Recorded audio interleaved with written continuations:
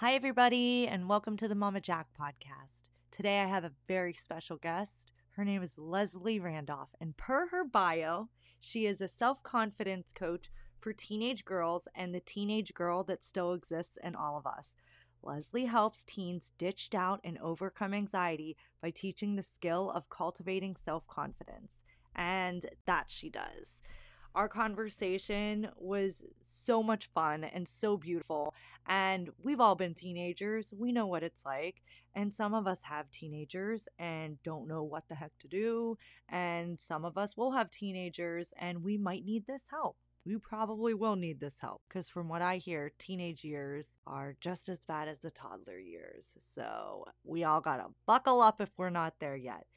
But without further delay, here is Leslie and I's interview. I hope you like it as much as I do. Hi, Leslie. How are you doing today? I'm doing great. I'm really excited to be here. So thanks so much for having me. Oh, of course. I feel blessed to have you. Why don't you tell us a little bit about yourself?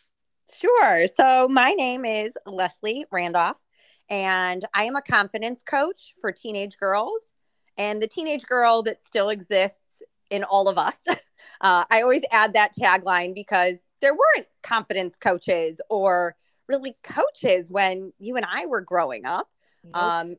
While I have the privilege of working with young women and teenage girls, I also work with women at all ages and stages who didn't have this sort of toolkit growing up and are now doing some reprogramming of their minds and of their lives to create whatever they want with confidence. That's amazing. I love that. So, what got you started in that? Can we go into that story a little bit? I mean, we might be here for a while. When people are like, well, where should I begin? Yes. Honestly, sometimes I think that my story begins in second grade because I remember at a very young age, and it's one of my earliest memories, and maybe it's because it's been retold to me so many times by my mother, was I had said to my mom when I was in second grade, Mom, when I grow up, I want to find the cure for AIDS. I always had this like big heart and this desire to help others. And my mom, who's very, logical, said, oh, honey, you're going to need to be really good at math and science if you want to find the cure for AIDS. And without skipping a beat, I said, no, Mom, I'm going to find it with my heart. Oh. And that was really just who I was and who I am at my core. I always wanted to help people. And I also wanted to make people laugh and to entertain them. So there's a duality here. I also loved being on a stage. So I used to do fundraisers at my elementary school for pediatric AIDS through performances because I thought also, teaching and entertaining and making people laugh and smile also helped in a small way. So fast forward, I ended up going to school for theater with a minor in psychology and sociology. And then the closest I ever got to a stage was waiting tables. Oh, wow. Of course, right? That's Well, normally the actor's first job in the industry. And you know Hollywood very well. But here's the Yes. thing that's very honest. And it's a hard thing to admit. I never got on a stage because I never went on an audition. As I look back at my life and I think about, why confidence is so important to me, I let fear stop me from living a dream of mine. I was so scared of rejection. I was so scared of failure that I quit on myself in advance before I even had the opportunity to be rejected or to fail. So that's why now I see that the obstacles in my way to being whatever I wanted to be was really me. But Yeah.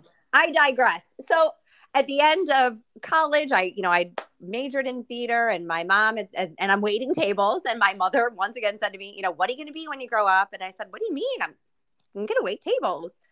And she, like a nice Jewish mother, said to me, you need to go get a real job. You'd be great in PR. Go do PR. So I did. My mom said I'd be great in it. I did. And that's what I did my whole corporate career. And during that time, I had found coaching and enjoyed it personally and became more of in a mentor capacity.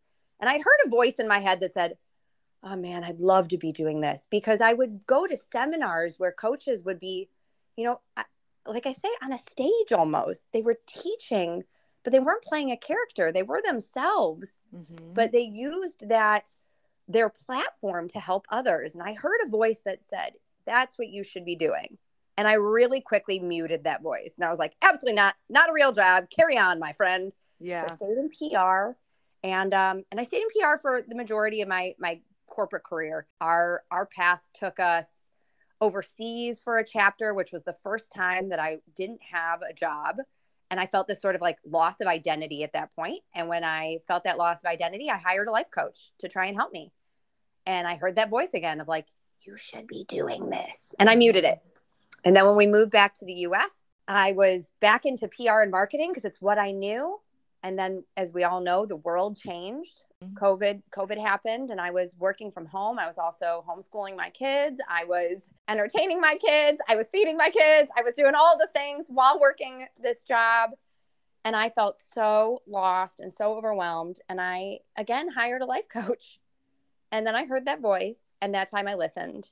And I left my job shortly after to pursue certification, to use the skills that I had gotten, over 20 years ago from starting this coaching journey to now create my own practice. So it started in second grade, but here I am helping others and using that heart to hopefully, change people's lives for the better in massive ways, or even the smallest of ways, that they just feel a little bit more self-love and self-confidence to go after what they want. Yeah, that's amazing. So why teenagers in particular? I think our teenagers need as much help as they can get. I mean, that's just like a very, you said that, and that's my honest answer. I think the teen years are really hard. I think it is a time of immense people pleasing and wanting so much for people to like you versus focusing that energy on liking yourself. And I just wish I had known that, I can have an entire room of people liking me and validating me and approving of me, but it will fall flat if the voice inside my head is critical and self-loathing and not my friend. We are our own forever friend and our true ride or die. So in our teen years, we're so focused on that external validation and those external factors that if I can kind of get in at the ground level and teach teens that you are your forever friend, your approval, your validation, your own like and love is worth so much more than that of others. Yeah. I mean, I wish I would have known that. I was a very unique teen, I feel like, but In what regard? I was friends with everybody. I was a cheerleader and part of, the not drama. I did the musicals and everything like that. I welcomed everybody almost to a fault because my birthday parties sucked because nobody liked each other. So no one would want to come because I'd be friends with this group and that group and that group. Actually, I went to my 10-year high school reunion. This is years ago now because it's almost my 20 year now. And all these people were coming up to me, and my husband, he might have just been my boyfriend at the time. He's like, you had a very interesting group of friends. And I said, listen, my group of friends was different than the people that you're seeing, but people were coming up to him and being like, you don't understand how much Jackie influenced us. She was always so sweet and nice, no matter what anybody else said to us. She stuck up for us. She made sure that we felt comfortable. But on the inside of myself, I was never truly confident. I don't think I gained that until honestly, how old was I? My early 20s. And that was through burlesque dancing. And I took a year off of drinking. And when I stopped drinking and did the burlesque, that's when it started, because that was empowering to me. Most people have to have a drink or two before doing this. I was doing it completely sober. And then I started to realize who I was at that point. But and I was, a little pageant princess. I did baton twirling pageants. So you would think that I would have that confidence, but I truly, truly did not. And I don't know, everybody says their childhood, both parents worked. So, you could say I was semi raised by my older sister, who was my older sister, because she was the one home all the time, and she was a kid too. Mm-hmm. So I don't know how that worked, but finally in my 20s is when I started to actually get it. And now it took me, like, I lost that when I had kids, right? Because you lose yourself. And after, I don't know if you listened to my episodes, but my mental breakdown that I had, I'm finding that again through this work, because like you, I always wanted to help people. I always wanted to be the voice for people that felt like they couldn't speak up. So I was the girl that would yell, because I had the popular friends, right? And I call them friends with quotes, because they were nice to me. I was nice to them. I grew up with them, but I didn't want to hang out with them because they were mean, right? To everybody else, Mm. not to me. And I would be the one to stick up for the person getting made fun of or whatever. So I always felt like I had to be a voice for the people that felt like they couldn't. So that is kind of where my work led me. I was a hairstylist for many years, but then became a stay-at-home mom, and now I feel like this is where I'm meant to be, is sharing other people's stories, having the people that feel like they can't talk about it as much, and hopefully them seeing a light in somebody else's story, and maybe even coming to me one day with their own, Yeah. so other people can learn and feel not so alone, and feel like they have somebody that's listening, that loves them, that cares. And that's truly where my heart is now. But yeah, as a teenager, I mean, there's just something in your brain that I always wanted to be unique. I never wanted to fit in with the crowd, but that's also hard as a teen, right? Because Totally. everybody else wants to fit in with the crowd.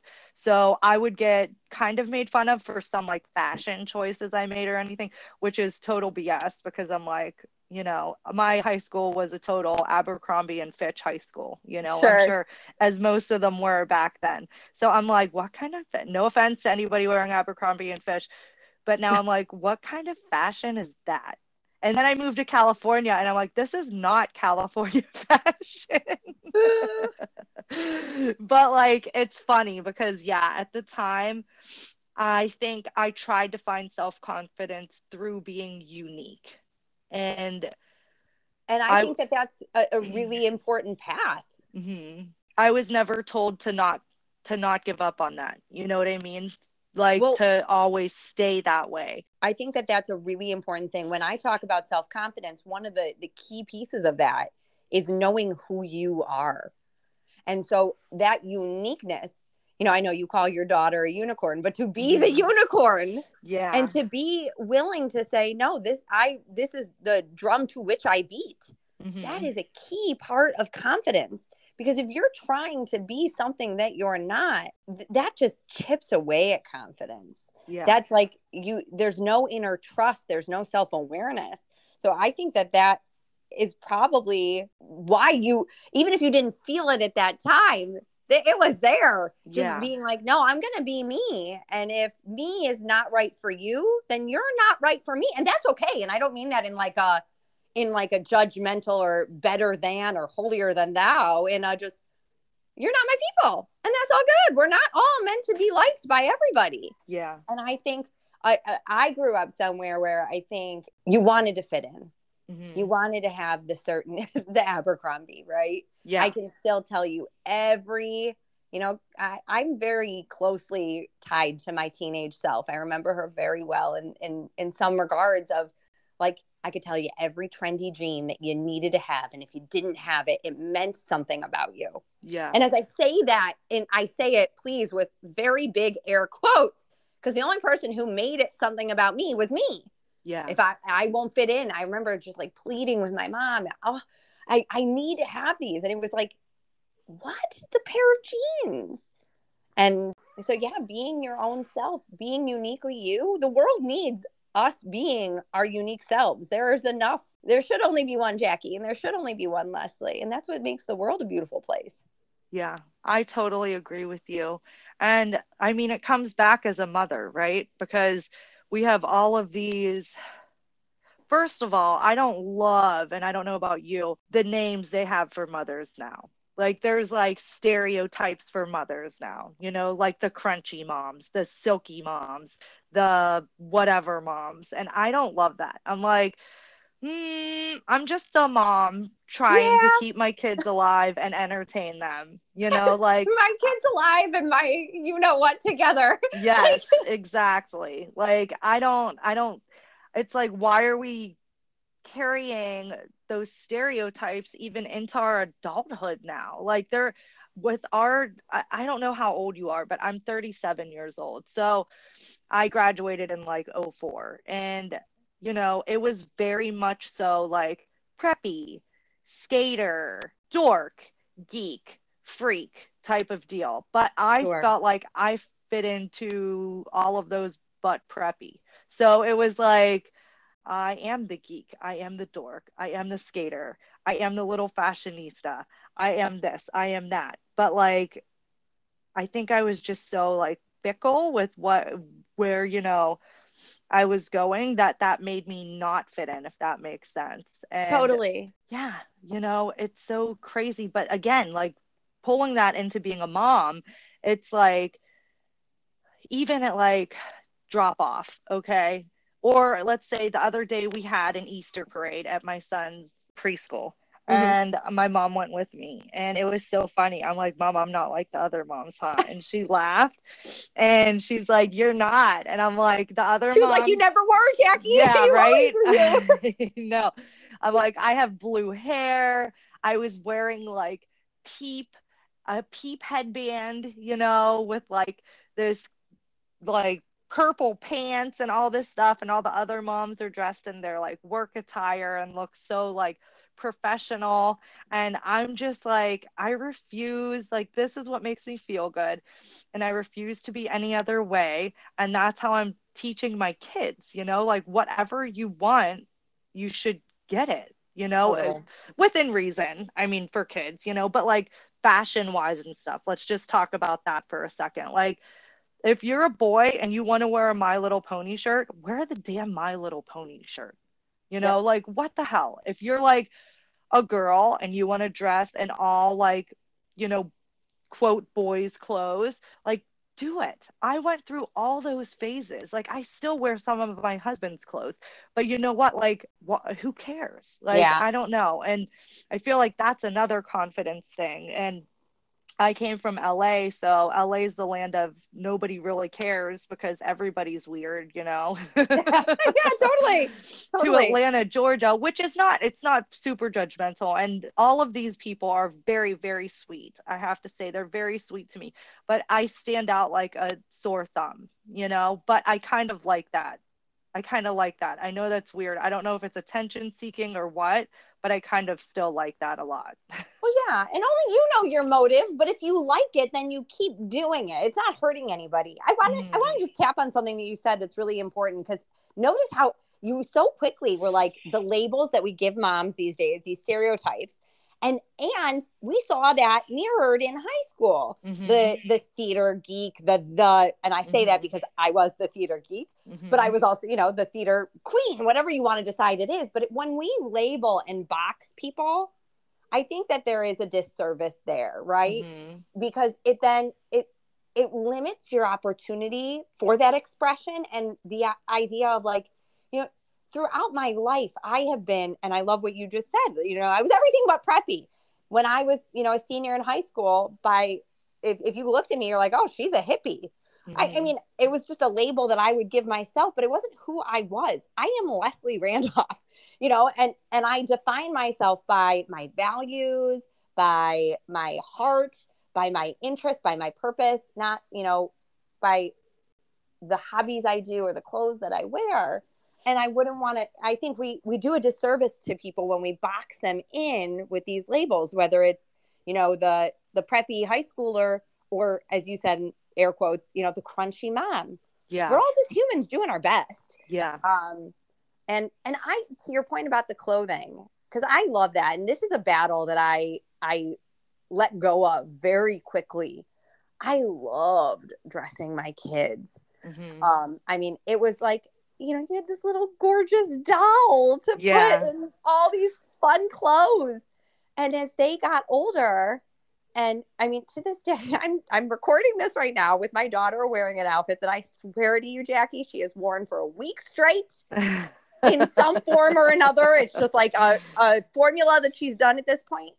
And, my inner, something in me kind of like cringes. And I'm like, Leslie, this is such a low barometer of self-expression and control that our kids need. They want so badly this control and this independence. I mean, do I care that she is wearing something that doesn't match?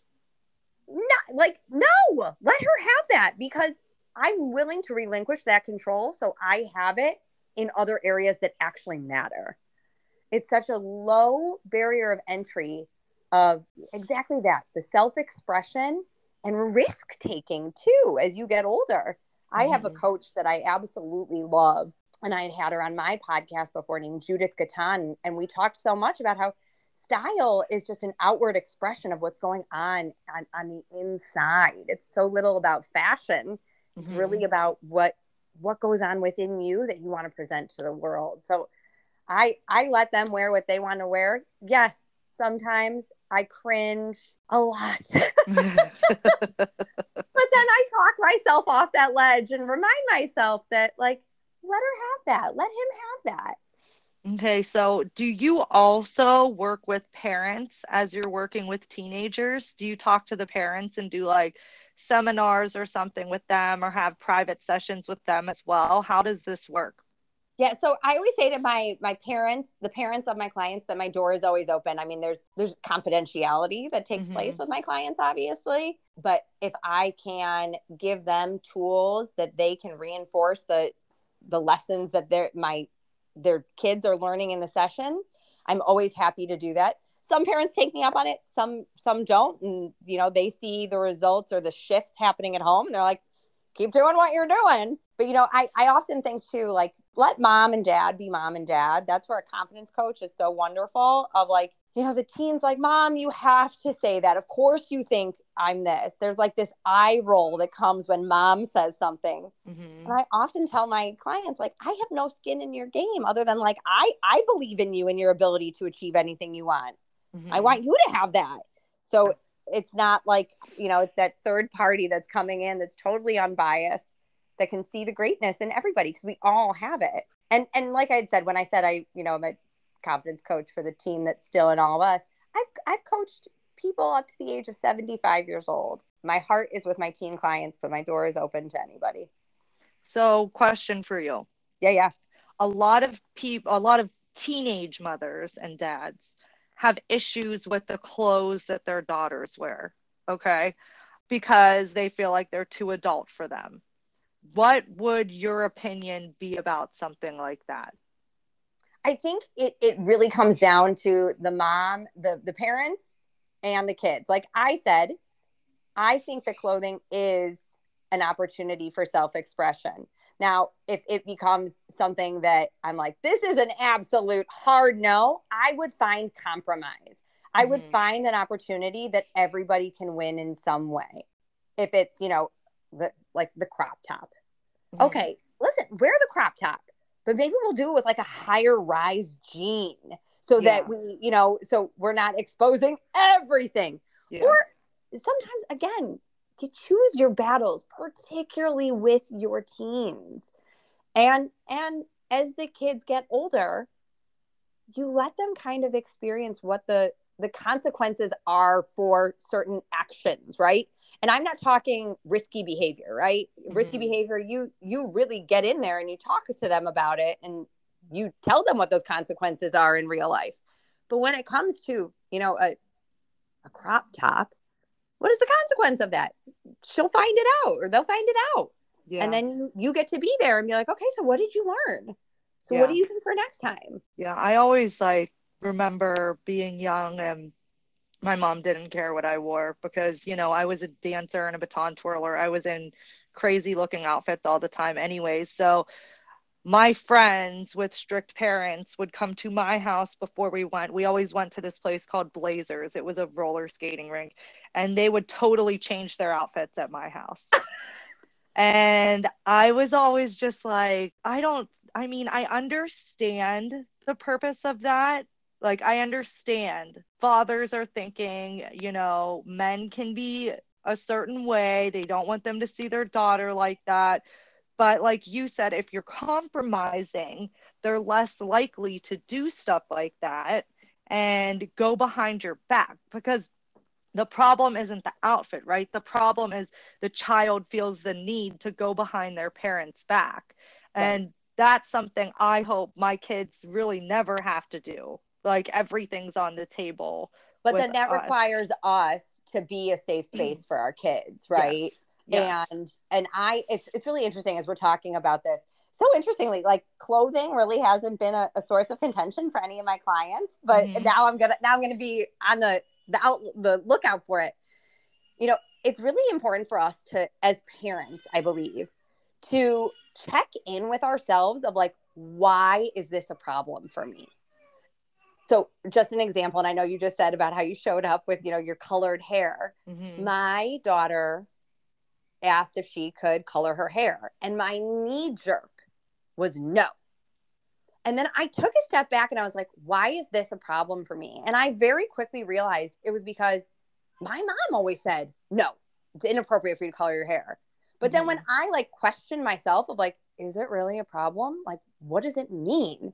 In this day and age, maybe when I was younger, like the color was so damaging for your hair that she was worried like I would damage my hair. In this day and age, these colors are so safe. And again, I was like, this is an easy form of self-expression for my daughter. And it's not something that she flippantly asked me once. It was something that was really important to her. And so I was like, you know what? I changed my mind. Yeah. And I'm also not one to be like, well, I'm going to, die on this sword of, well, I said so. Yeah. I'm also I think that modeling that behavior of, no, you know what? I thought about it. I looked at my reasons. I didn't love my reasons for saying no. So I'm happy to say, yeah, go ahead. And she had colored her hair. She hasn't asked me again since. Yeah. When she realized how long it took for that blue to get out of her hair. Yeah. And same with my son. It was like, oh, we're not going to do that anytime soon. She wanted bangs. I said, sure, you want bangs? Go ahead. I was like, I need you to know. Like, again, we talk consequences. It takes a long time to grow out bangs, my friend.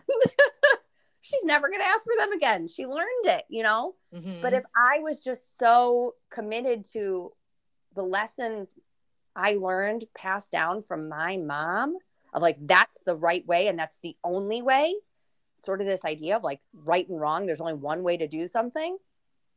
I think we need to let go of that. We need to find our gray areas and just explore like, why am I so upset? The dad who's so upset about his daughter wearing it. Well, why am I so upset about that? The answer might actually be like, we need to be having better conversations with our sons than we do our daughters. Yeah. So as I think about that, I think, yeah, you just really need to love your reasons for whatever you do as a parent and be willing to say, listen, I made the wrong call there. Yeah. I think that's also really important for our kids to see of like, I can own when I'm wrong. And I don't think that that's a popular parenting methodology of, you know what? I take it back. So that's my thought about the clothing. Nice. I only have 2 rules for my kids that are an absolute no. And one is tweezing their own eyebrows. Because we grew up, I mean, I don't know how old you are. I grew up in the sperm movement, the sperm brow movement. So, and they like never grow back. So I'm going to tell them the second you want anything done with your eyebrows, that's fine. We'll go somewhere and get them done. Do not ever do them yourself. That is a good one because I'm 40 and I had my first eyebrow wax at a strip mall in Beaver Dam, Wisconsin during camp. And they've just never been even since. Yeah. Never been even since, my friends. Yeah. Listen to Jackie. Don't tweeze your own eyebrows as a kid. And then the other non-negotiable is smoking cigarettes, because me and my husband both he doesn't smoke anymore. I smoke. And that is the one regret I have in my whole life, is ever picking up a cigarette. And we're going to tell them, listen, we have money for you guys. We call it life money. Some people call it college, but we don't know what they want to do yet. Right. Sure. So it's made for college, but we'll see what happens as they get older. And I was like, I'm going to threaten them. I'm going to be like, mommy and daddy will take it and go on vacation. Like full on, it won't be yours. It'll be ours. That is the threat. And I hope that they can stick to those two things. Other than that, I don't think I care. I don't think I care about piercings. I mean, obviously hair color. Who I was like thinking in my head already. My daughter is 18 months old, and I'm like, could I sneak a lavender streak in her hair? Like, would anybody call me a horrible mother if I did that? Because she has really blonde hair. I'm like, no, Jackie, don't do it. Wait till she's at least 2, because it's not harmful at all. So it's not like it would hurt her. And even if it got in her eyes or she ate it, like I use color that it wouldn't matter. But I'm still like holding myself back. Also, because like I don't want to push anything when they're young, and then as they get older, they're like, well, you had me do this, you had me do that. I'm like, well, it was your decision. I asked you, like, what do you want? Do you want blue hair? Do you want purple hair? Do you want to keep your hair? Do you want blonde hair? Like, I'm a hairstylist. I can do anything they want, but it's like, that'll be an interesting thing growing up. I just hope that I'm not so open that that becomes a problem too. Because I feel like with teenagers, if sometimes they get uncomfortable with their parents being so overly like open. Does that make sense? Sure. But I think, I mean, and we don't know until that they're teenage years, but I think that that goes back to that giving yourself like space and grace to course correct and be like, I made the wrong call here. And this is and this is my reason why I'm doing it. And this is why I'm saying, now I don't want you doing that. I don't see you ever course correcting on the tweezing or the, you have your non-negotiables. It's like, this is a hard no for me. And it's not because of mom said so. It's because I love you and this will kill you. Yeah. I often think to myself of, some of the choices that I too was a smoker. I partied very hard.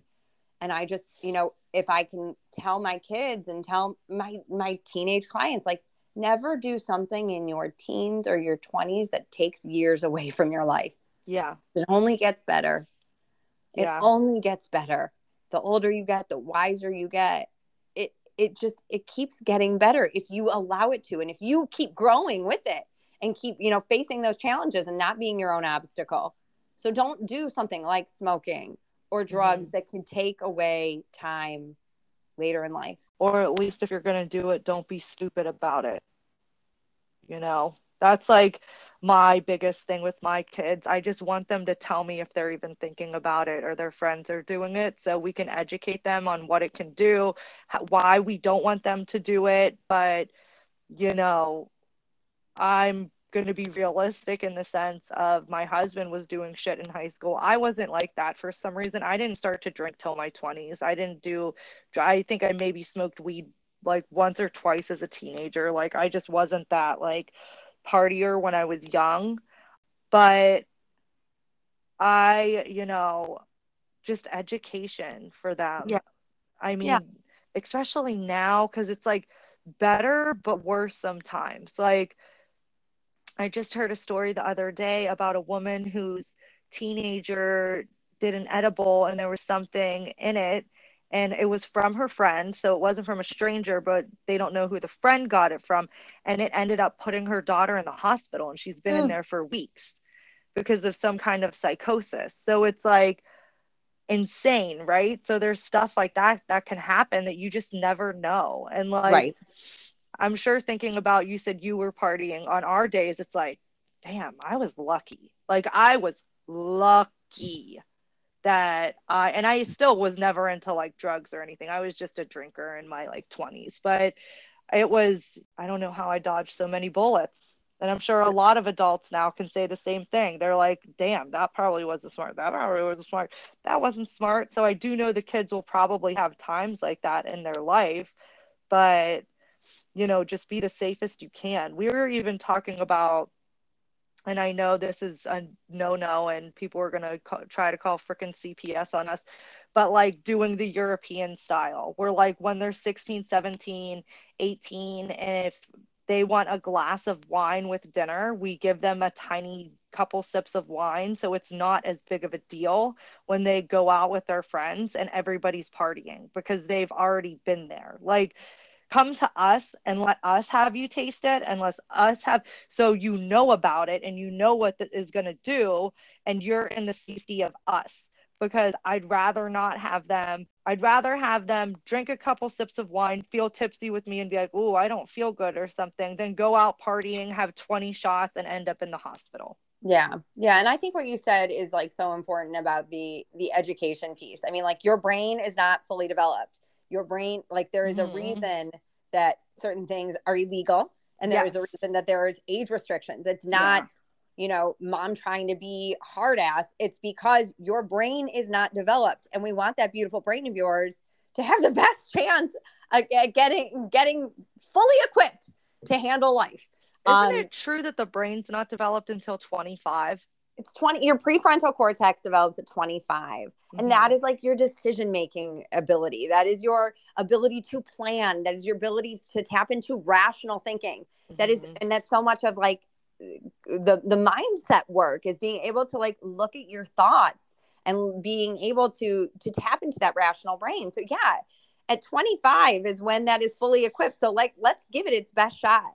I grew up in a house where it was a zero tolerance kind of household. And I knew the reaction that I would get from my mom if I made some of those choices that went against her zero tolerance. And so I got really good at hiding it. So again, that is why I think it's just so important, whatever decision a parent makes, because you could have 100 moms on this podcast with 100 different opinions. That's just our way of knowing there is no right and there is no wrong. That being said, we love our kids. We want to give them the best chance. And so we need to be a safe space for them. And we also need to equip them with as much knowledge as possible, because we just don't want them to hurt themselves or someone else, or again, make a decision in their young adult years that closes doors for them. Yeah. And like I said, I would even want their friends to feel like I'm a safe space. So if something, God forbid, does happen to any of them or my son or daughter, they're willing to call me and they know I'm not going to be like, I'll just, be there and do what needs to get done. Because my mom, they never really had the problem with us, like drinking at a young age or anything like that. But for instance, I had a party in ninth grade, sorry. And there was this kid that came and he was totally wasted. And he was like the only kid. Okay. And so I'm sure there was a couple others drinking with him, but he was the one that was clearly wasted and nobody else was drinking. And my parents called his parents and was like, you need to come pick him up because he is so drunk. He's throwing up in a thing. And they threatened to call the police on my parents. And my parents were like, you could call the police on us. He came with your booze and nobody else is drunk here. It's just your son. And I was just like, and that kid ended up not having the best future, to be honest with you. It went from one thing to another, and actually he passed away because of addiction. So it's like, to hear that. Yeah. Something like that is like the parent. I'm not blaming his parents. We only know what we know, right? But it's like something like that just breaks my heart. Like my parents were just trying to do like the right thing by saying like, your son, you might want to get this checked. Like he might have an issue with this. He's very young to be doing this. Like we could see having a beer, sneaking a beer at 15 or something like that. But he like chugged a whole bottle of vodka or something. I don't remember what it was. It was so long ago. And his friends' choices were to throw him in the back of a truck and wait till the party was over when it was January in Pittsburgh. So like they tried talking to them about it and they were just so shut off and ready to blame my parents. And I was just like, oh no, like even at the time I was thinking like, that's not good. Like that just makes him want to hide it. And if he has a problem, you're not facing it. Well, right. And that's exactly it, Jackie. I want to just touch on that really quickly because it does go back a bit in my mind to that self-concept and that self-confidence. Because, what is it that has you drinking to excess? There's a difference between curiosity and then like binging. Yeah. And I do think that, you talked about your burlesque story. Mm-hmm. So many of us use these buffers, whether it's drugs or alcohol, to feel more confident. But it's, self-confidence is not just being able to like take the risk and do the bold thing. It's also like loving yourself through all that. So when you are loving yourself, you're not going to drink to excess because it's not good for you. It doesn't feel good, won't feel good the next day. You don't make choices from a sound mind. So again, it's what is the root cause that has you taking that behavior or that step of drinking to excess or doing the drugs or doing whatever?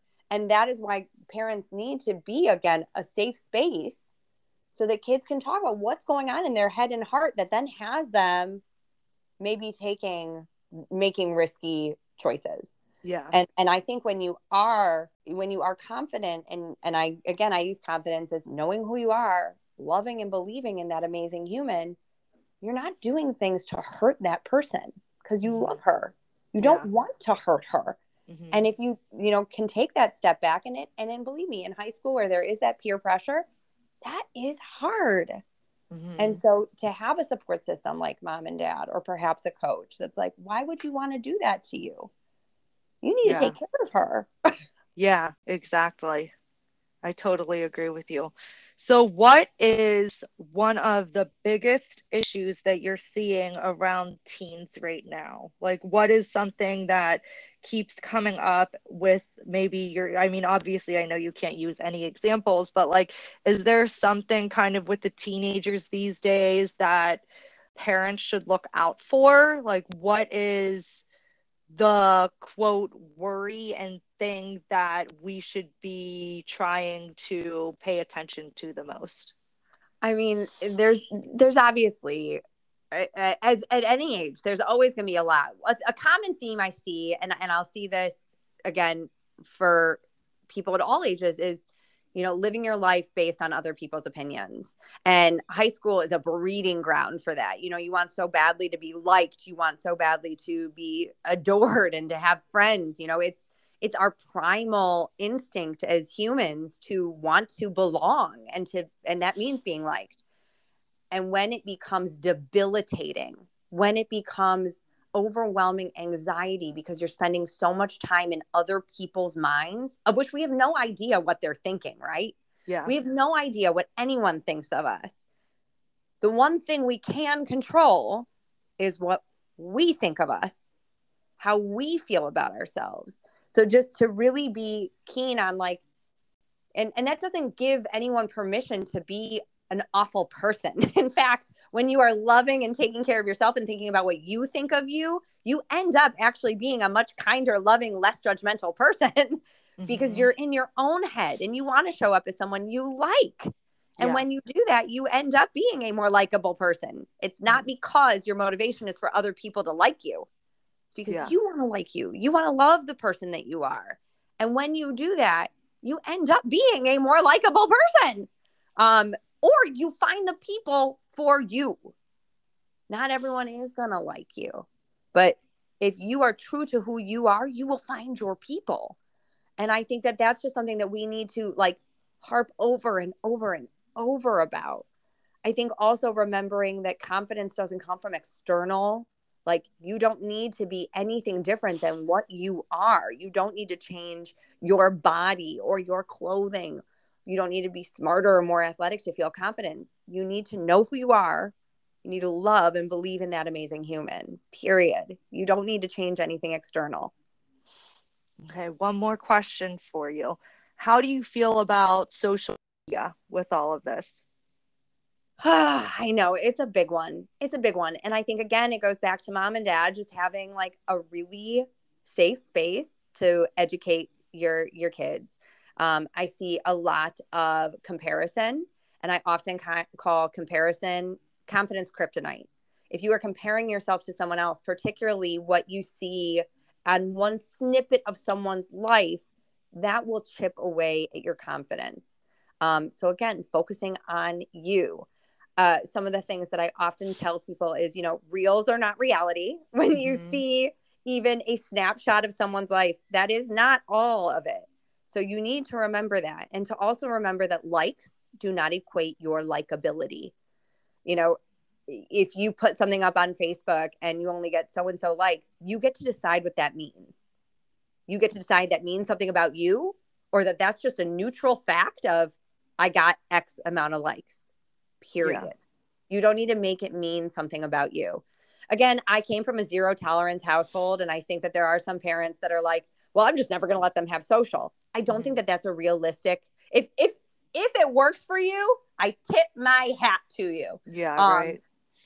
But I mean, at such young ages, our kids are like, well, what's this? And again, to just make sure that anything is accompanied by a safe space of conversation, that there's a conversation about it, education, and then an open door of support for them. But I also think that we as moms have the opportunity to model all of this for our kids. Yeah. To model, like, you won't find me talking about like, oh, I didn't get enough likes on this. Nobody likes what I'm putting out there, to my kids, because they're listening and they're watching. And so we need to model that as well. I'm very open with my kids about, mom uses social for her business because mom wants to help as many people as possible. And so I'm always celebrating me in front of them, because it feels awesome. Celebrating me feels better than beating me up or being really critical of like, oh, that didn't get enough likes. Yeah. But also I know that they're listening and they're watching. And the greatest, confidence for them will come when they see it realized within their household from other people, from me and my husband. Okay. One more question. I lied. So I'll take it, Jackie. Along with the social media, all the filters that go around that completely change your face, how would you approach something like that? Like, let's say a parent comes to you and they're like, God, my daughter or son won't put a picture up that's truly themselves. They feel like they need to have a filter. I know it's totally a confidence thing, but how do you feel about, all these crazy filters that are coming out that literally make you look like a different person online? Yeah, again, I love that saying of like, reels are not reality. We all know that people are photoshopped and they are, putting their just these tips and tricks out there to look a certain way. And I would just continue to like, there was I think I said, my last life was PR and marketing. There was this marketing speak of like, it takes 12 times back in my day for someone like they need to see a message 12 times for it to stick. So I think as a parent, let's multiply that by 1,000. Yeah. We just need to keep telling them. And I do this with my kids all the time of like, don't you love the way you look just as you are? Like, you are incredible just as you are. You don't need that filter. And if they want it, ask them, why do you want that? And then listen to them. Because Mom, I'm so ugly. Why do you think you're ugly? I wish you could see what I see in you. How can you borrow some of my belief in you and take it inside? Because from where I sit, I see the most incredible human inside and out. And I think also, and I know that this is a challenging one, and this becomes like a much bigger societal conversation of letting them know that their looks, this was something Mel Robbins had said once, and I just loved it. Like, the way you look is one of the least interesting things about you. There's just so much goodness within all of us. And if we're focused on only one facet that might be, a perfectly contoured face, we're missing a lot. And so to just keep driving home that who they are at their essence beyond just one filter, that is what matters so much. The words you say with that post are more important than, the profile picture. Yeah. Yeah. Yeah, that's amazing. I know a lot of people are saying a lot of stuff about all these things that have been coming out. But to be honest with you, it's not rare. I have friends in the entertainment industry that edit, and some of these things are like some people literally get edited frame by frame. So, literally, actors you're seeing on TV might not even look like that. Right. Like, they will go frame by frame and edit what they have to edit. And which sounds insane, right? But there are people that that's their job. Right. So, it's like you can't really, I don't know, like just I hope that it gets to be so much that people get so sick of it that it almost becomes taboo to do stuff like that, and it becomes more popular to have like, and I'm a makeup person, but to just be like free, no makeup, no this, no that, like that is the confidence, I love putting makeup on because I think it's fun, but I actually am enjoying not wearing it anymore as well now. So it's like a true difference in myself because I used to be the person that wouldn't go anywhere without a little bit. And now I'm like, as a mom, you're like, do I have time? Do I feel like it? Whatever. Right. But I mean, it truly is a confidence thing as well, though. Like I don't, for lack of a Totally. better term, I don't give a shit what other people think, really. Like, if you are going to be mad because I wear makeup one day or I don't, you're probably going to think my makeup's weird anyways, because I still do like crazy makeup on myself. So, like, I almost think, like, in the social world, I'm better off not wearing it. But at the same time, I don't give a shit. Like, I don't care if you're not going to like me because of my makeup or that my hair is blue and purple right now or that I do it rainbow sometimes or even if I put it in my kids' hair. Like, it's, you know, finding true people is a very hard thing. And I think it's because a lot of people are afraid to open up. However, I've noticed with the more I am raw, honest, realistic to people, even people that are reserved, they start to talk more with me. They start to feel more comfortable with me because they know I'm not judging anything they're saying. Even if they've judged me in the past, they could still come to me and talk to me, and I have no judgment at all, like none. I'm more of a sit down and talk type of person. And I feel like when you teach teenagers that, they become even a safe place for other kids, which a lot of kids don't have the home life that makes it safe at all. And this is going to be a thing forever, right? Like Mm-hmm. forever. So it's even not to put like too much on them, but when you have a kid, like your work is really important because when you have a kid that's confident, that, is speaking from their heart, that truly cares, um, they're more likely to, help other people as well, which in my, like, that's what I'm for. I'm for, you know, giving a smile to Yep. somebody. Like, even if someone's honking their horn at you and so annoyed behind you, like, not getting upset because you don't know. Maybe their kid just barfed all over themselves, or they have to go to the bathroom, or they're running late to something. You just don't know. You know what No, I mean? So we just never know. giving kindness to as much as you can, including yourself, because we're the hardest on ourselves, right? Absolutely. And that person that's judging you, and for the teen, it's like, well, what did I do wrong? And as you get older, and that's why we just need to keep drilling home these messages. If someone's judging you, that has more to do with what's going on in them than it Mm-hmm. does about you. Keep being you. Now, Yep. if you're doing behavior you don't like, well, then yeah, check that out. Don't be doing something that doesn't feel good to you. But that's why I'm always like, when we are loving and taking care of ourselves, like when we have that confidence within, it just ripples out into the world. And exactly what you said. The world needs so much love right now. That's a sad state many days. But Mm-hmm. if we start by loving ourselves, that's what I would tell any mom listening. Like, fill your tank, take care of you. And I know you talk about that, Jackie, on your show of like, Mm-hmm. You being able to take care of you is what allows you to take care of those amazing children of yours. And that you were able, by advocating for you and getting the help you needed, now you can take care of them.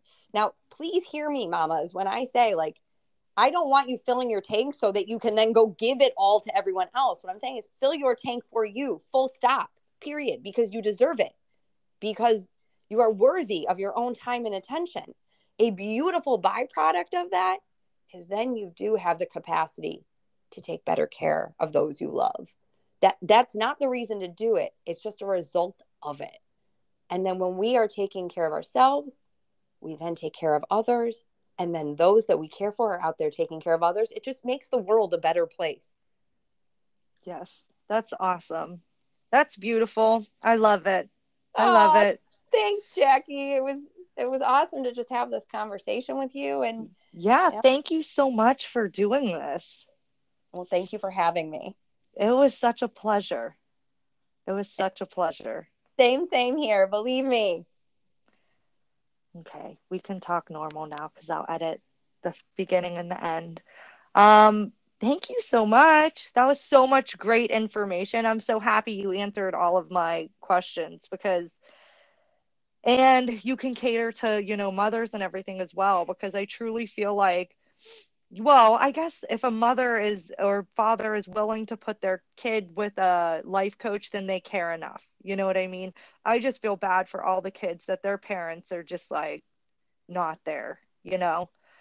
I mean, But that's that where, I know, but I appreciate what you said of, like, then, and it's not a burden that we should put on our kids. Our Mhm, our kids can't save the world, but if they are comfortable in their own skin and if they have a support system at home, then maybe they are rubbing off just a little bit on those other kids that might not have it at home. And mhm, I do see the world, it's so hard, Jackie. Like, the world in some ways is changing in the most beautiful way. The fact that, like, self-love and self-confidence are mainstream conversations now, wellness, mindfulness, all of mhm. these are not just buzzwords, they're ways of life. But for everyone that is practicing self-love, there are households that are not. And we see that with what goes on in the world. So, Yeah. if you try to, I had a mentor back in my PR days that used to say things like, she had the saying of, like, don't try to boil the ocean. If Mhm, we try to solve the world's problems, it feels very overwhelming and it's really easy to quit. But if you start at home by just being the best mom that you can be, and I say the best mom that you can be, not like the best mom, period. There's mhm, no such thing. We're all going to screw up. We're all mhm. going to, like, that's why I love the idea of course correcting, of, like, oh, my bad, I was wrong about that one. Yeah. But we just, every day is a new opportunity. Every conversation with your kid is a new opportunity. um and just don't, I mean, like, if that's my would be my other message for your mama listeners, of, like, just don't give up. It's so easy during the teen years of, like, it's not getting through, I quit. It's like, don't quit on your kids. Yeah. Take a breath, go have a nice cup of coffee, go talk to your girlfriend, go get your own support, but then come back to her. Don't Mhm. give up on her. Yeah. They're always pushing boundaries, and I know you experience this with your preschooler. Like, our Mhm. kids are our worst with us because they feel safe. Let them be their worst Yeah. and give them so much love in return. Mhm. Yeah. This ain't an easy job. I know you know it. Oh yeah. Oh yeah. I'm in the thick of it with my two toddlers right now. Oh, well, Jackie, keep going, my friend. It keeps getting better. I know you're in the thick of it. So know that you have a cheerleader in me. Well, thank you so much. Well, go soak up the rest of your Sunday with them. Holler if you Yes. need anything else from me. Uh, Okay. but I really appreciate the opportunity, Yes, thank you so much for doing this. and thank you. We'll Okay. talk again soon. Okay. Take care of you, Jackie. Okay. Bye. Bye. So, what did you think? I loved having this conversation with Leslie. I had so much fun with her. She was just such a light. Like, you can tell by her voice, you can feel how awesome she is just listening to her. I will leave her information in the description. You can check her out on your own if you wish. Thank you so much for listening to the Mama Jack podcast. You can find me on TikTok. The Mama Jack, Instagram, the Mama Jack, Facebook, The Mama Jack. I have a group and I think I'm a person. Tried to be business, but yep, they have me as a person. So you can find me anywhere on any of those platforms. Please rate or review. That helps me a lot. Share the podcast with your friends if you like it. If you have any feedback, let me know on any of those channels. If you'd like to be on a show, message me. Let's talk about it. I'd love to talk to you. If you have any subjects that you want to hear about, again, please let me know. Thank you so much for listening to the Mama Jack.